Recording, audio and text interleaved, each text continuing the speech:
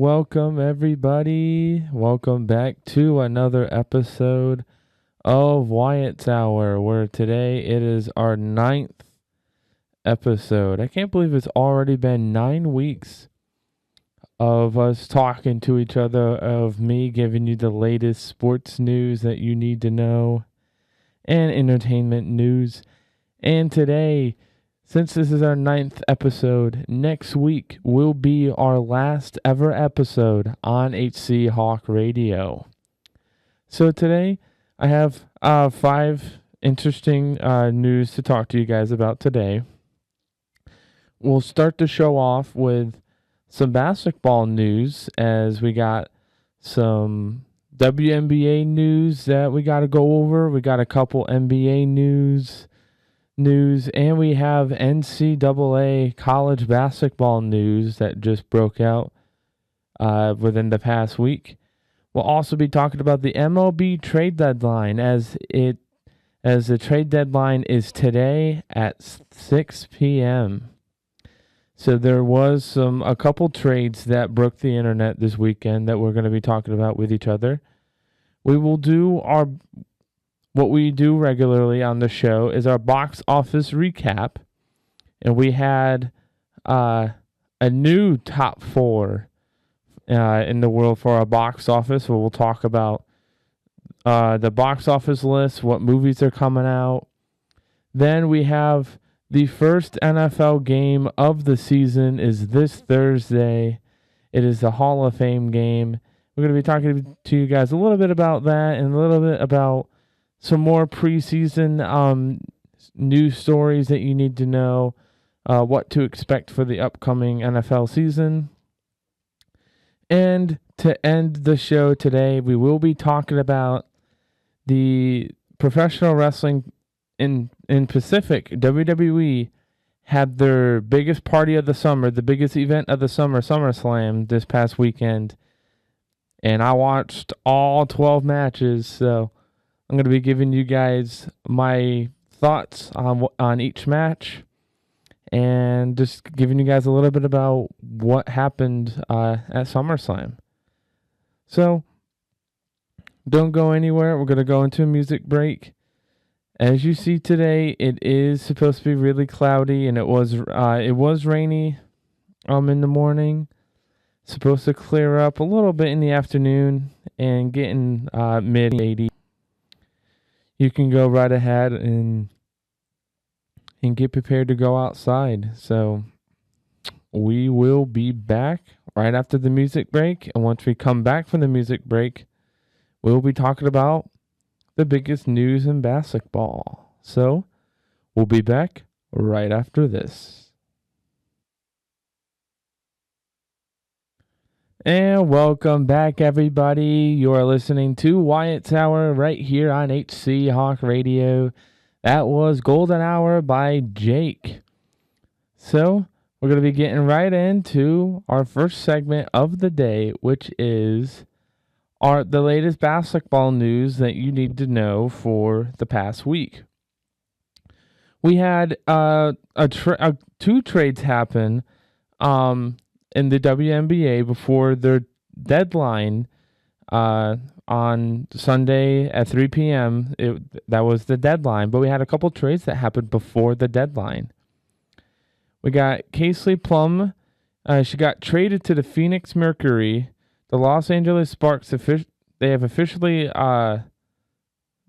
officially going into a rebuild after trading their 5-time All-Star guard Casely Plum to Phoenix just hours before the deadline on Sunday. So you might be wondering, what was the trade package? But here is the trade package for Casely. So for Casely, the Sparks acquired 24-year-old guard Monique McConney, a 2027 first-round pick, and a 2028 second-round pick. So Phoenix, they try and get this 5-time All-Star guard just hours before the trade deadline, and it ends up that they get her And now Phoenix is trying to push themselves into the playoff contention. And the Sparks, the Los Angeles Sparks, are officially trying to do a rebuild. They're trying to get rid of everybody that's going to take up cap space. And they're really trying to just overhaul and get young and up-and-coming superstars on the team. And they want to rebuild so that in like 3-4 years, they can get themselves a championship. But here's the risk that the Phoenix Mercury are taking when they trade for Plum. She has missed 11 games this season with a lower left leg injury. But she was ready to suit up this weekend, and her jersey number that she will wear for Phoenix will be number 0. And Plum, she still intends to fully explore unrestricted free agency this upcoming season. So meaning after she's done playing her season with Phoenix, she wants to go into free agency. She wants to see who wants to sign her, and is she going to get the money that she wants to make? And if I'm Plum, I would stay with Phoenix. I would stay. I'm sure Phoenix is going to try and make an attempt to try and get her. So I would not be surprised if it turns out that she ends up staying. The move will give Phoenix an immediate scoring and playmaking burst for their backcourt alongside Kali Cooper. Now, we also had a second trade that happened in the WNBA, also known as the Women's National Basketball Association. They are getting a brand new team called the Toronto Tempo. They've already made their first trade as they traded for Aniza Murrow. And they are acquiring her, the standout forward from the Connecticut Sun. So the Suns receive a 2028 second-round pick and draft rights to an international player, Mariah Kulinkova, and to make sure that the roster spot that the trade went through, Toronto had to release guard Tima Poirier. Now here's the thing about Morrow. She was the 7th overall pick in last year's draft. She's right out of LSU, and she is under team control through 2027. She is averaging 11.6 points per game and 8.9 rebounds per game for the Suns, and she mostly comes off of the bench. So she's mostly a bench player, but when needed, when she comes out, she's averaging 11 points per game for the Suns when she comes out and plays. And it gives the expansion team tempo for them to build around. So those are a couple trades that happened in the WNBA. Now you might be wondering, what else is there to talk about? Because it's not just going to be one thing. The NCAA eligibility legal bombshell that happened this weekend. The U.S. District Judge Charlotte Sweeney in Denver issued a class-wide preliminary injunction. The ruling states that all student athletes from the high school graduating class of 2022 who have used all 4 of their traditional years of college eligibility this past spring are immediately granted a 5th season of competition for the 2026-27 season. Now, this doesn't just affect basketball. This affects college football, college baseball, college hockey, any college sport it affects. Because I guess the 2022 graduating class will now be getting a 5th year. And if you're a top guy right now in basketball or in football and you had just graduated your senior year of college, you could come, but apparently they want to give them a 5th chance.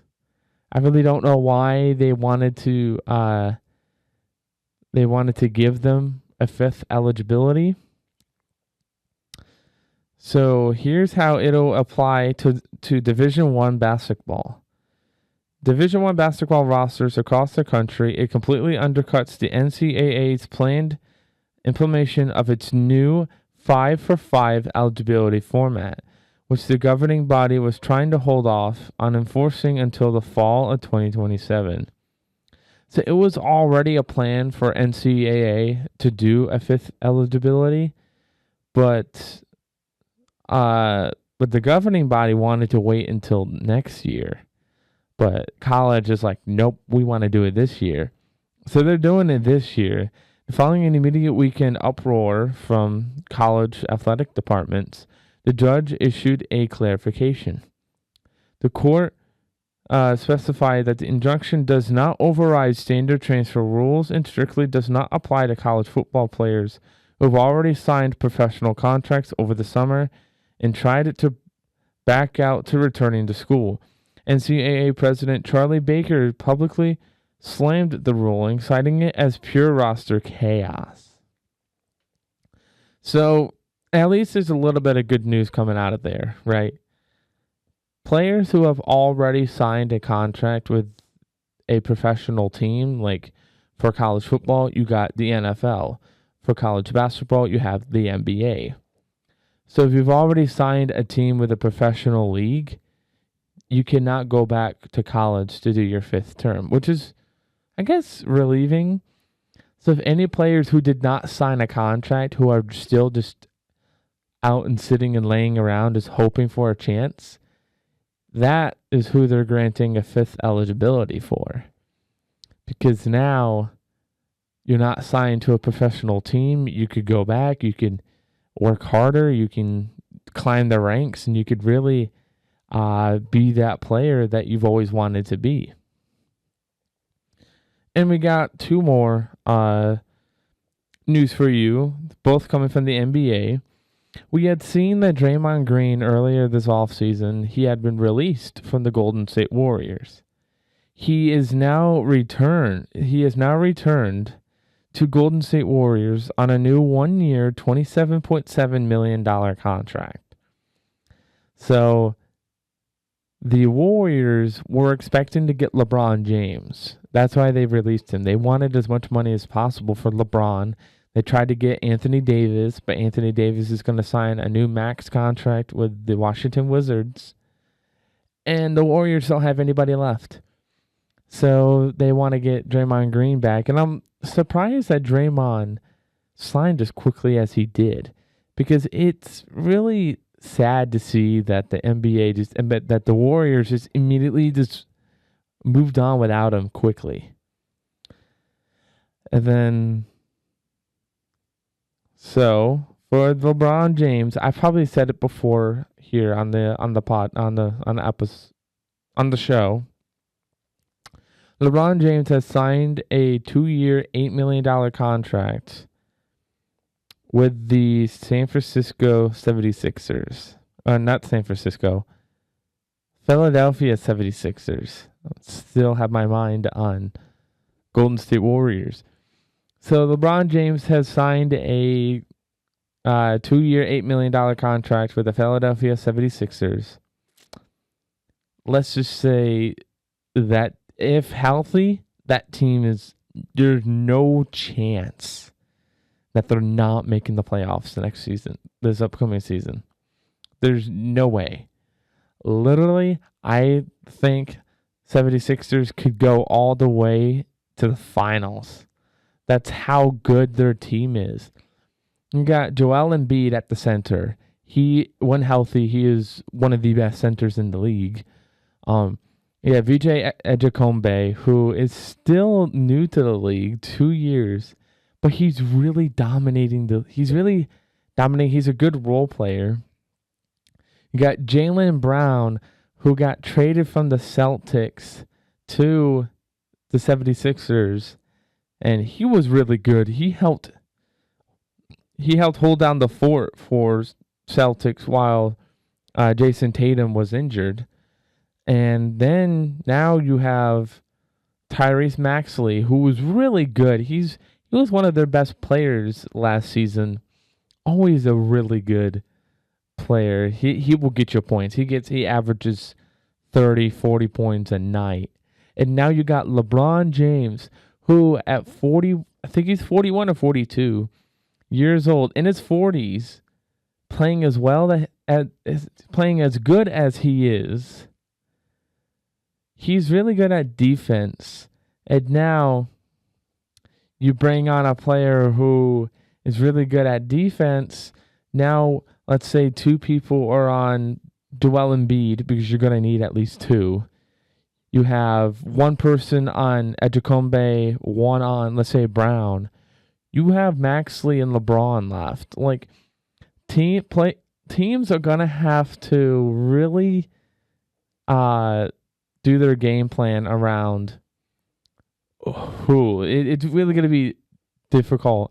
I'm not a coach, so that's why I can't really give you a game plan for the teams. All I can say is good luck, and yeah, that's all I can say. Because LeBron James brings so much legacy. He brings so much leadership to the 76ers. It's insane. But that is it for our NBA news portion of the show. We're going to be going into a music break. When we come out of the music break, we'll be talking a little bit about the MLB trade deadline. I know we've been talking about it for a couple of weeks now, and I'm keeping you guys updated every step of the way. The trade deadline ends tonight at 6 p.m., so we can talk a little bit about last-minute trades and if there's any rumors going into the deadline tonight. So don't go anywhere. We'll be back right after this. And welcome back, everybody. You are listening to Wyatt's Hour right here on HC Hawk Radio here at the Ybor City campus. And man, the weather this weekend was really rainy, and to me, I love it when it rains. I don't know about you guys, but I know for me, I love it when it rains. So I loved the weather this weekend. The weather was really good, to me at least. And the weather's going to continue to be good, as I'm not really a big fan of, of the hot weather. I'm a New Yorker. I lived in New York for 16 years. So as a man who lived in New York, I love it when it's cold. But enough about New York. We're going to go right into the MLB news. And let me just say this. The Dodgers, when you think they've done it all, they continue to prove why they can't be stopped. As the MLB, as the Los Angeles Dodgers traded for the Detroit Tigers' best players for an elite. I can't even wrap my head around the Dodgers needing any more help. Like, they're already basically planned to be in the World Series already. So let's just get right into it, because everybody is going crazy of the Dodgers, and they're like, the MLB needs to step in and stop the Dodgers, because they keep getting good. They keep getting good. Tyreek Skubal gets traded to the Los Angeles Dodgers. Now, he was on the Detroit Tigers. They traded their two-time C.Y. Young winning ace to Los Angeles. Here's what they got in exchange. They did receive a heavy package. They received outfielder Zaire Hope, along with right-handed pitchers River Ryan and Brady Smith.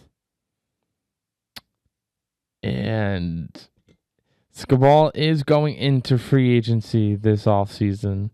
And knowing the Dodgers, they could very well sign him to a long-term contract.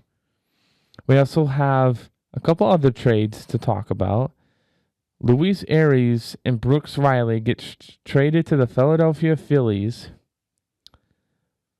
And that from the San Francisco Giants. Now, Luis is a 3-time batting champion, and to fit him defensively, Wyatt Harper back out to the outfield. The Phillies also added veteran left-handed reliever Brooks Riley from the Mets. We also got Tyler Mahle goes to the Atlanta Braves. The Atlanta Braves they shored up their starting rotation by acquiring Mahal from the Giants in exchange for relief pitcher Anthony Mola. Now we got some contenders loading up, and they're loading up players. So here's some players that the contenders are loading up. The Cubs executed a rare double move with Toronto. They traded for Blue Jays right-handed ace Kevin Gausman to inject his really good swing and miss stuff into their rotation. In a separate corresponding transaction, the Cubs traded starting pitcher Jamison Talon back to those same Toronto Blue Jays for cash and a player to be named later. So what that means is, the Cubs they trade their starting pitcher. So the Blue Jays will give them cash, so we'll add to their cap space. And there is a player involved in this trade, but we don't know who it is yet. I'm sure as we get closer to the deadline tonight, it'll most likely be revealed. The Yankees have also made a trade. They are looking for a high-contact left-handed bat for the middle of their lineup. The Yankees acquired Luis Garcia Jr. from the Washington Nationals. The price was steep. New York sent a package of 4 pitchers to Washington: Ben Garble, Giovanni Cruz, Jake Bird, and Jack Seibert. Yeah. 4 players for one? I mean, Luis Garcia has to be good, right? If you're trading 4 pitchers, you have to be... the player has to be good. There's no way you're wasting 4 on an average player. We also have major fire sales. Deemed as one of the biggest disappointments of the season, the Mets have really aggressively dismantled their roster over the weekend. They traded ace Freddie Peralta to the Tampa Bay Rays for 3 top-tier prospects: Aiden Smith, Gary Gilhill, and Emilien Petir. They also sent the reliever Hasser Bosman to the White Sox. For the Mets, after going over they had the controversial general manager switch. They are now just getting rid of everybody. They're getting rid of everybody that they don't need, that they need to get cap space for, they need to get players for. They're completely overhauling their team. It is insane. And the Mets, they are one of the most disappointing teams this season. And I'm a fan of the Mets, but we haven't really had any success in like over 40 years anyway. So it's not like we haven't been used. It's not like we're not used to it. We are. The Toronto Blue Jays, along with them moving Gausman, they also flipped their major assets, but brought for the future by landing starting pitcher Jose Soriano from the Angels. It did come at a cost, though. They had to trade their elite shortstop prospect, Elgin Nimala. Now we got a couple others before we end this segment. The Twins silently put together one of the most effective deadlines by transforming their bullpen. They acquired starter reliever Dean Kramer from the Baltimore Orioles, and elite left-handed step-up man AJ Minter from the Mets. The Pittsburgh Pirates made an aggressive push for high leverage relief depth by acquiring closer Camilo Doval from the Yankees. The Texas Rangers executed a major youth movement behind the plate, trading with the Angels to secure star young catcher Logan O'Hoppe and pitcher Chase Selseth. Then we have 2 rumors for you guys before we end the show, and these are active rumors before the 6 p.m. deadline. The front offices are reporting that Texas Rangers is listening to massive historic offers on both ace Jacob deGrom and star shortstop Corey Seager.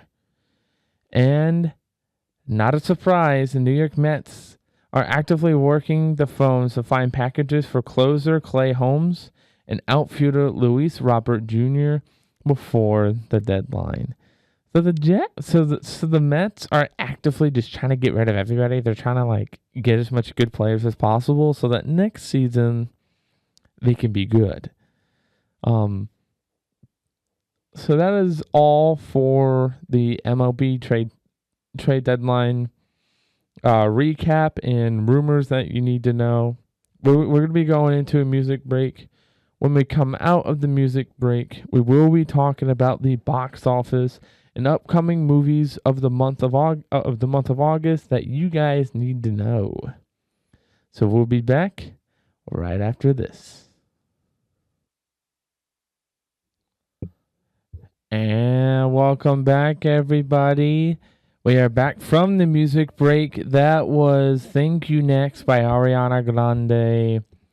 You are listening to 8C Hawk. You're listening to Wyatt's Hour right here on 8C Hawk Radio here at the Ybor City campus. And if you're just tuning in, we talked about the basketball news, the latest basketball news that you need to know. We also talked about the MLB trade deadline. And now we are on to one of my favorite segments that we've been doing all 9 episodes, which is doing a box office recap.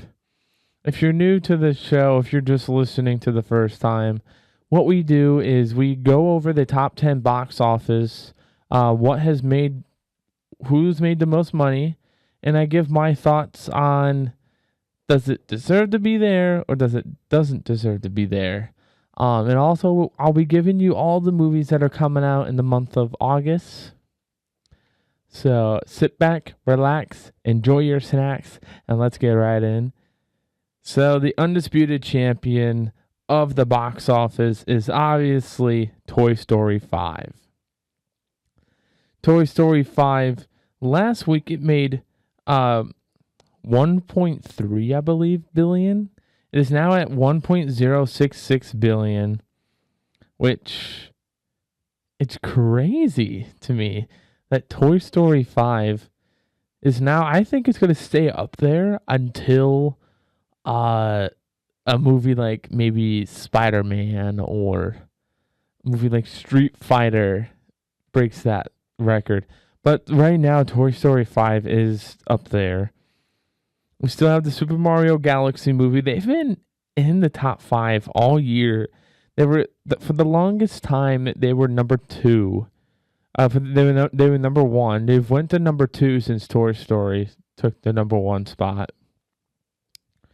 We have the Odyssey. So for America, I'm reading this off of the American box office. They are number 3rd with 395 million for America. Let me see if I can get total so that you guys know total. Yes. So Super Mario Galaxy is actually 3rd on the worldwide box office leadership board with $1.11 billion.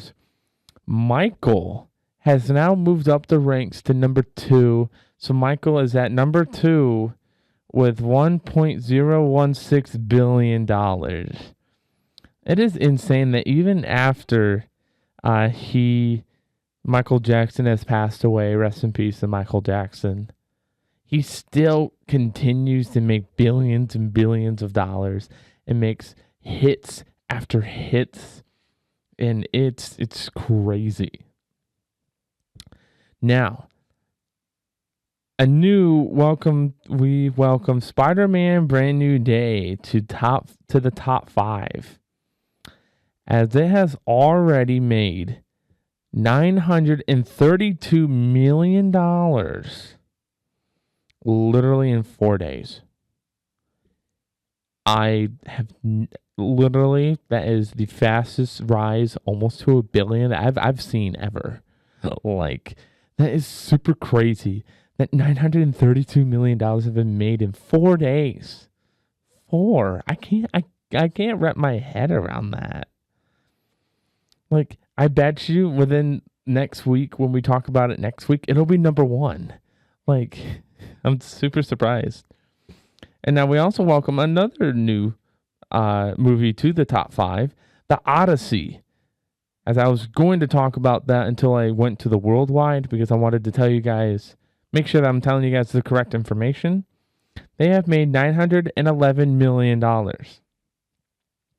the last time we spoke, they were at $640 million made. And that's almost a $300 million increase in 7 days. We literally have 3 movies up to $1 billion, 2 more movies who are about to hit $1 billion made. So that's already going to be $5 billion made just from movies. And we're halfway through the year. Actually, more than halfway. We're in August. I can't believe we're in August already. Like, holy crap. And 6, we still got The Devil Wears Prada 2. They're still up in the top 10, $690 million. They've been steady, $600 million. They've been steady. They slowly go up a little by little, but then we got Project Hail Mary, which is at $684 million made. We have a movie coming out of China, Pegasus 3, as we spoke a little bit about what Pegasus 3 is. It's made in U.S. Money. It's made $656 million. We have Obsession, which is still in the top 10. It's got $475 million. I don't know how much more they'll make. I think they cap at $500 million, which is a lot. It's still a lot. Like, congrats to Curry Barker, who, man, he's a really good director from what I've heard. I still haven't seen Obsession. I really need to go see that. I know it's on Peacock now, so I might go watch it on Peacock tonight. So then, at number 10, still got Minions and Monsters. And that has made $450 million, which is still insane. It's not. They're starting to get up to where most Illumination films get to, which is 500 to 600 million. Now that we've recapped the top 10, let's go over what films are coming out in the month of August.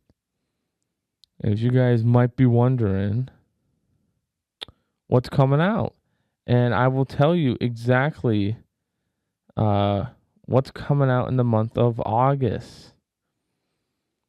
So we got, let's see, Super Troopers 3, which comes out August 7th. And the official running time is 104 minutes.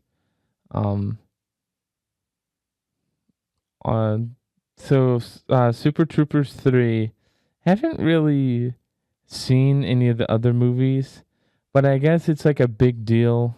I don't know if I'll go see it. I might have to watch 1 and 2 just to get myself familiar with what this will be about.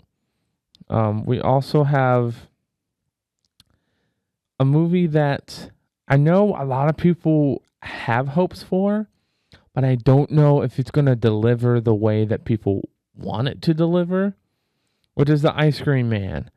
If you don't know what The Ice Cream Man is, it's a horror film where they go to the ice cream truck and they eat this ice cream, and it like hypnotizes them, and then the kids, they try to get other kids to eat the ice cream, and the guy is trying to really build like an army here, build like to show, hey, I can control whatever. People have high hopes for it, but based off of what I've seen in the trailer, I don't know if it will hit the hype that people want it to hit. We also have coming to Disney Plus, Camp Rock 3. Now, just seeing that really takes me back, because Camp Rock has been a really good series that I've watched growing up, and I'm glad that they're continuing it. So the Jonas Brothers are actually starring in this film, so they're back for a third time. We also have a couple other movies coming out. We have Insidious Out of the Further. It's another supernatural horror film coming out.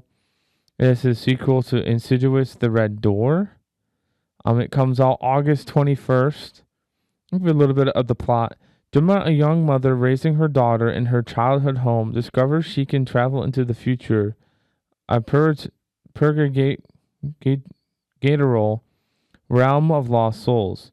When something evil comes after her, she realizes she can bring what lives there back to the real world. Once the demons realize her power, our world becomes their playground.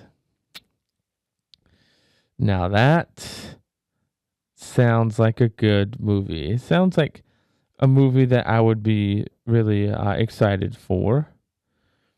We also have Coyote versus ACME coming out on August 28th, and it has a budget of $70 million. I'll tell you some of the people that are starting it. So you got John Cena, Will Forte, Lana Corridor, Tone Bell, Louis Guzman, Martha Kelly. And if you've seen like Coyote, if you've seen those type of movies from the Looney Tunes saga, this is going to be a good movie for you. And that's all the movies that I can see that are out so far. If there's any that I missed, I apologize. From what I can see, those are all the ones that are going to be in theaters for the month of August. So when we come back from the music break, we will be talking about a little bit about the NFL first preseason game that's going to be coming out. That's going to be going on this Thursday. So when we come back from our music break, we're going to go right into the NFL, first game of the NFL season. So we'll be back right after this. And welcome back to Wyatt's Hour right here on HC Hawk Radio. You were listening to Sacrifice by The Weeknd. And now let's head right in to the NFL, the first game of the NFL season, which is the Hall of Fame game. If you don't know what that is, it'll be in Canton, Ohio, and it will showcase your Hall of Fame inductees of this year. It will be the Carolina Panthers versus the Arizona Cardinals. It'll happen this Thursday, August 6th at 8 p.m. It'll be right on NBC and streaming on Peacock. So, The teams were chosen to honor their respective franchise icon, headlining, anchoring the class of 2026, wide receiver Larry Fitzgerald for the Cardinals and linebacker Luke Ketchley for the Panthers, alongside and will be next to Drew Brees, Adam Vinatieri, and Roger Craig. Now, if you're an NFL fan, do not expect Bryce Young or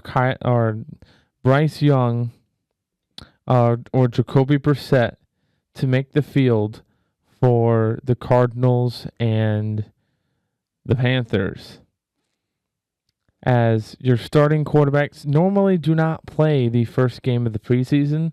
It's normally to showcase lower tier talent and talent who really don't have a chance to play during the regular season. Here's their shot.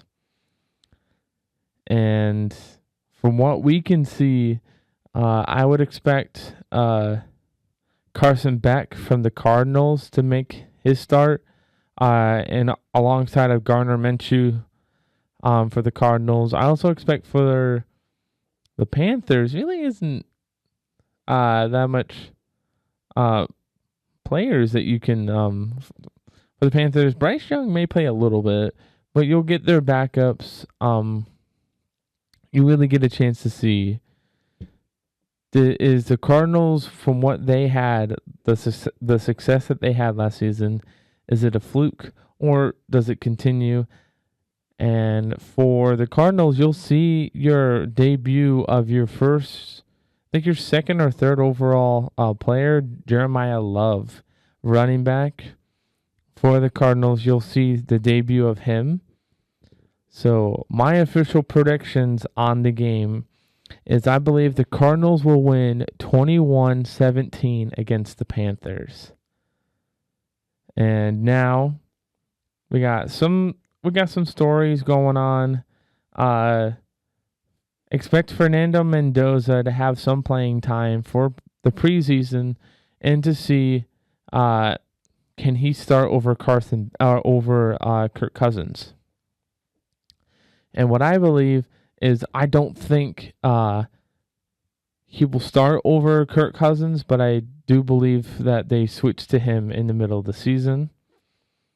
Also expect rookie quarterbacks Ty Simpson for the Rams to start in the preseason, and Drew Aller for the Steelers to make his start. I know for the Pittsburgh Steelers is my favorite team, and I think we're going to play Will Howard, Drew Aller, and Mason Rudolph. And whoever performs the worst out of the three will most likely get released, because we do have Aaron Rodgers. He's going to be our starting quarterback for the season. I know also the Jets will most likely be starting Cade Kublik from the Clemson Tigers. And man, it's going to be crazy for Cade to see if he can get the starting quarterback position, as Geno Smith is the starting quarterback for the Jets. Patriots, ever since trading for A.J. Brown, have looked unstoppable. Have looked like they are the team to watch for the 2026 season, as they could very well go into the playoffs and go into the Super Bowl again. And man, I know the Panthers do have a good defense. They've really built around their defense. So we'll get to see. I still think the Cardinals beat the Panthers based off of their offense, based off of some of the players that they'll utilize, that they'll use. So that was just a quick recap of the NFL season. It'll be longer next week as we give a recap of the Hall of Fame game and what games to look forward to for the preseason. But want to just give you a quick recap of the NFL Hall of Fame game coming up this Thursday. When we come back from our quick music break, we will be talking about our last segment of the day, which is WWE It's a professional wrestling company. Had their biggest event of the summer, SummerSlam, that happened this past Saturday and Sunday, and I'll be giving you my analysis, my take on both nights. So we'll be back right after this. And welcome back, everybody, to Wyatt's Hour. You are listening here to HC Hawk Radio on HC Hawk Radio. That was What Makes You Beautiful by One Direction, one of my favorite boy bands of all time. The best boy band, though, is the Backstreet Boys. Let's be honest, though. But let's head right into SummerSlam. As WWE, which is a professional wrestling company, they did have their biggest event of the summer. They were in Minneapolis, Minnesota. They were in US Bank Stadium. They had night one, which was on Saturday. And on night one, I loved some of the matches. I didn't like some of the matches either. I do feel like SummerSlam matches for this year were way better than this year's WrestleMania matches, though. That is for certain. So we opened up the show with a WWE Women's World Title match with Liv Morgan versus Io Sky. And Liv Morgan retains the title by defeating Io Sky in about 13 minutes, which is really good. I would give that match a solid 7.5 out of 10. It was a really good match. It was one of the best matches of Liv Morgan's career this year. I would have had Io Sky win, though. But I do kind of understand why they had Liv win, because Liv lost at Night of Champions to Io. So I feel like it makes sense. But at the same time, what's next for Io Sky? Like, what's next for her? I don't know what's next. Then your second match of the night, it was a 6-man tag team match with LA Knight, Royce Keys, and Solo Sikoa defeating the Bloodline, Jacob Fatu, Jey Uso, and Jimmy Uso in 11 minutes. And man, for me personally, this was a solid 7 out of 10. I loved the physicality of this match. It was brutal. It was really good. I loved how Solo Sikoa stole Jey Uso's taunt. He does a yeeting where you wave your arms up and down. Solo Sikoa just stole it in the middle of the match and just started doing it in front of Jey Uso's face, which was really good. It was really funny. Then up next you had Gunther versus Nick Aldis. And Nick Aldis, he's still the SmackDown general manager. But for this match, he had to stop being a general manager and be a wrestler. And those of you who don't know who he is, he was in TNA, Total Nonstop Wrestling, and the NWA, the National Wrestling Alliance. For a long time, he was really big there. He was champion for over 1,000 days. So he's a prominent figure in professional wrestling. But Gunther made Nick Aldis tap out. And to me, this was another 7 out of 10 for me. This match was really good. It went 11 minutes and 40 seconds. This was really good. Then you had a 6-woman tag team match between Fatal Influence, Fallon Henley, JC Jane, and Lainey Reed. Defeats the Bella Twins, Brie Bella and Nikki Bella, and Paige. Now, this match wasn't really good for me. I would give this a 4 out of 10. It's not the women that's involved. It's more of in-ring. In-ring, it wasn't really that great. And Fatal Influence is known for having really good matches. So I don't think it's their fault. I think it's just the way that it was coordinated. And it was only given 7 minutes as well, which is, it should have been more than that.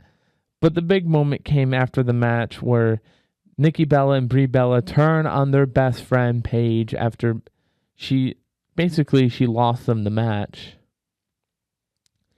Then you had, it came to me as a surprise that this wasn't the main event of the show.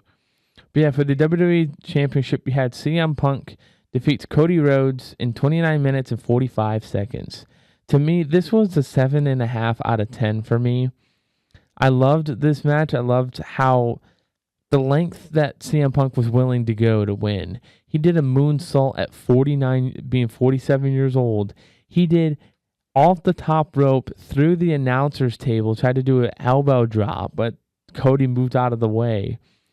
And there was a moment in the match where Cody was trying to do a super Cody cutter, but hits the ref instead. And a returning Randy Orton, who wanted payback for losing at WrestleMania to Cody, RKO's Cody, and CM Punk takes the opportunity and pins Cody 1, 2, 3 to win the match. Now, the main event of the show, you had in the Hell in a Cell match, you had Brock Lesnar versus Obafemi. Now, knowing it's Brock Lesnar, he's not really going to go for a long 20, 30-minute match. So he gave us 11 minutes and 30 seconds here, and Obafemi actually defeated Brock Lesnar. Now, to me, I thought this match was really good. I thought this was an 8 out of 10. I loved the physicality of this match again. This was brutal. I wish it had a little bit more weapons, or at least a little bit more color. Because it didn't really seem like a Hell in a Cell. It seemed more like a Extreme Rules than anything. But I loved the moment in the match where Brock Lesnar tears the ring apart, and you see the wood exposed, and Brock Lesnar does a tombstone to Obafemi, but Obafemi gets right back up and does a fall from grace to Brock and pins him 1, 2, 3. And after the match, Brock says, "I'm the past. He's the future. He's the future of this company." So that was night 1. Night 2, in my opinion, was way better than night 1. We had 2 matches where I wasn't really a big fan of, but the rest were really good. We opened the show with, it was originally supposed to be Finn Balor versus Sami Zayn.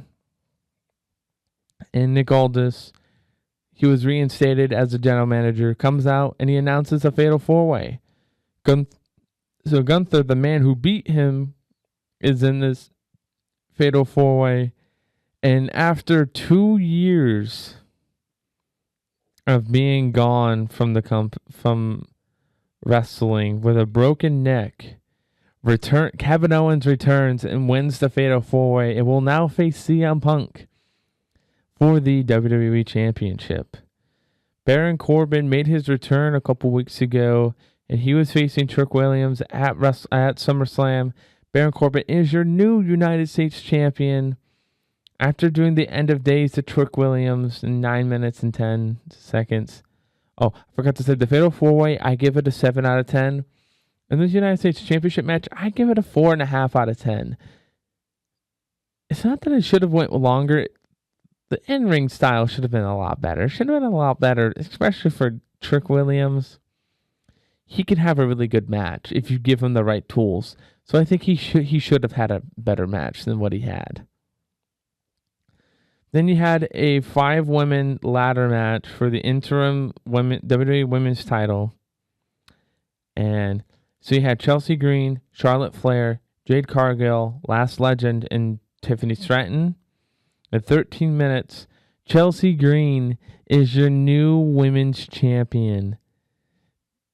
I thought this would never be the day where Chelsea Green defies the odds and completely wins the women's championship. That was a great moment. Then you had Human Money's on a pool match. Danhausen defeats Dominic Mysterio in 6 minutes.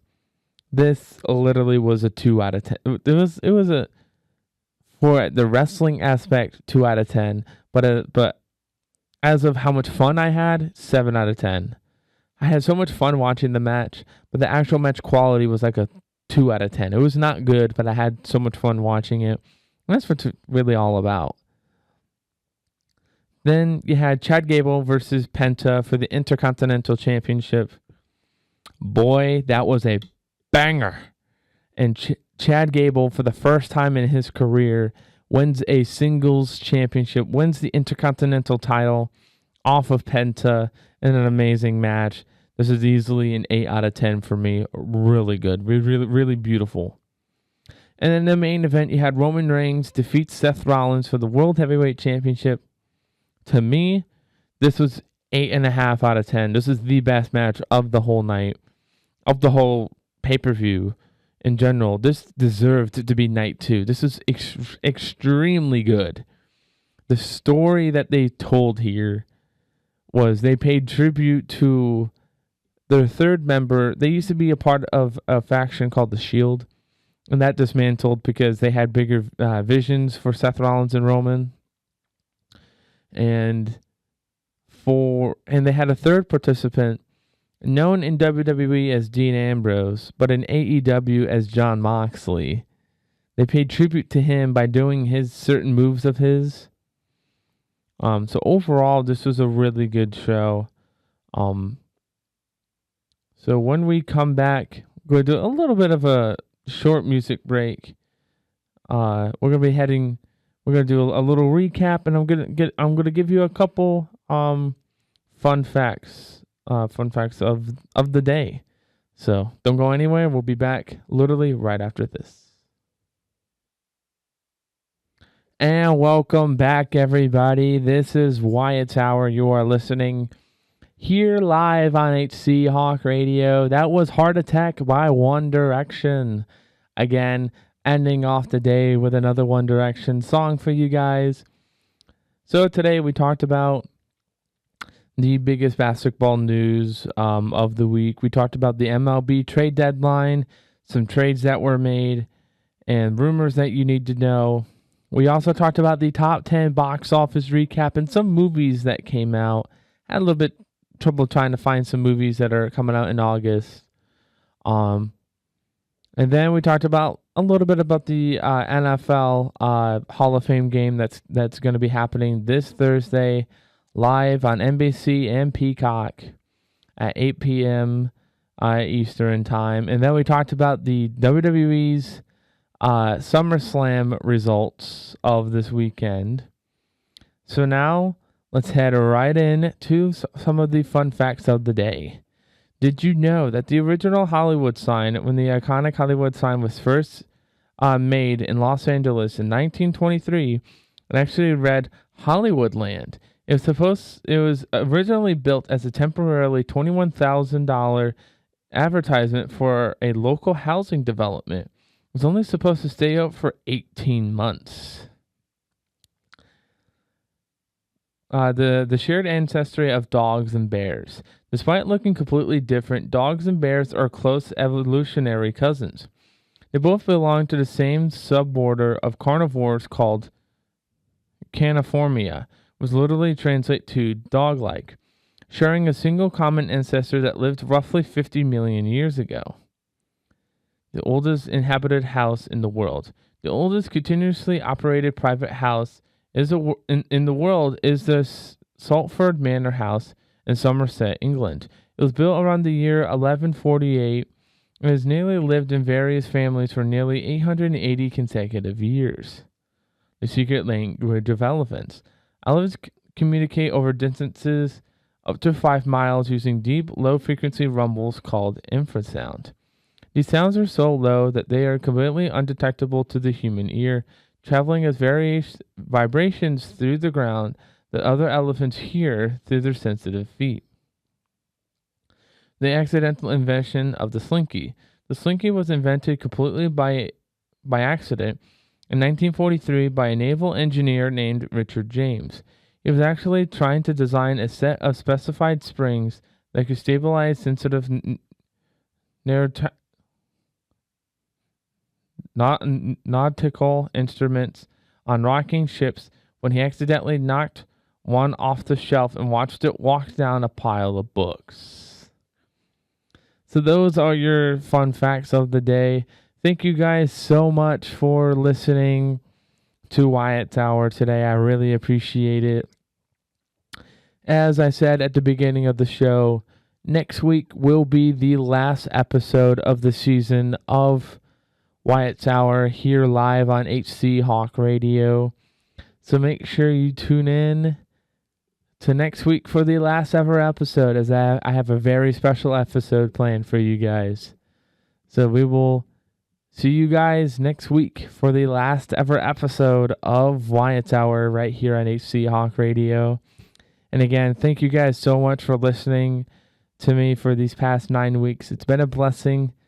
Can't wait to talk to you guys next week. So we'll see you all in the next one. Peace.